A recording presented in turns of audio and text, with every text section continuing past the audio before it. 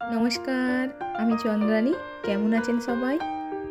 জানেন, আমার আয়ুষ্মান আম খেতে খুব ভালোবাসে।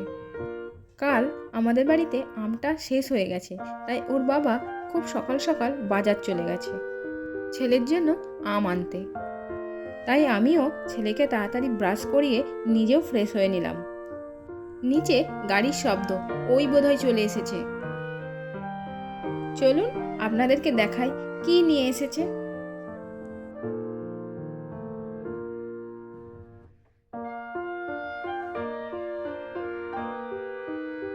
এই দেখুন কতগুলো আম, শসা, গাজর, কুঁদরি।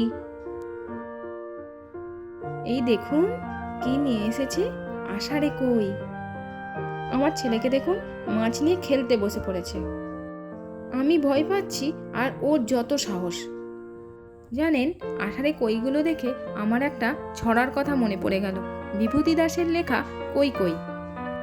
কই গেল কই মাছ কানে হেঁটে হেঁটে, পিঠেতে শক্ত কাঁটা যেন লোহার শলা, ধরলে আনপোর হাতে হবে ফালা ফালা, গাছে ওঠে কানে বে হেলা বা বেটে। আষাঢ়ে বর্ষা এলে খুশিতে সে হাঁটে, পাকা রাস্তা হোক বা জলে ভেজা মাঠে, সৃষ্টির আনন্দে জলের উজান ভালোবাসে, ভরপেট ডিমগুলো কোথা ছেড়ে আসে। কানে তার খুব জোর সবুজের লেস, হলুদ হলে বুকখানা স্বাদ হয় বেশ, পিঁমড়ের ডিম তার রুচি খুব শুনি, পচা চিংড়ি পেলে গিলে নেয় তক্ষুনি।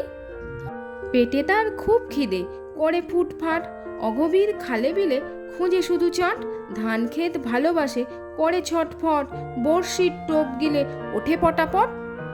কই কাটা ঝক্কি বেশ পারে না সবাই, জ্যান্ত কাটতে গেলে হাত হয় জবাই, কইয়ের ঝোল খেলে বাড়ে নাকি শক্তি, কারো কারো অপছন্দ খেতে বেশ আপত্তি। জানেন, আমার ঠিক ওই একই অবস্থা। আমি কই মাছ ছাড়াতে খুব ভয় পাই, কিন্তু আমার শাশুড়ি মা মাছ কাটায় খুব পারদর্শী। আজকের মতো টাটা।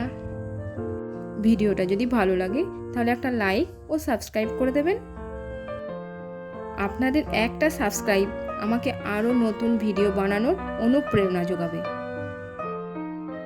সবাই ভালো থাকবেন, সুস্থ থাকবেন। দেখা হচ্ছে পরের ভিডিওতে।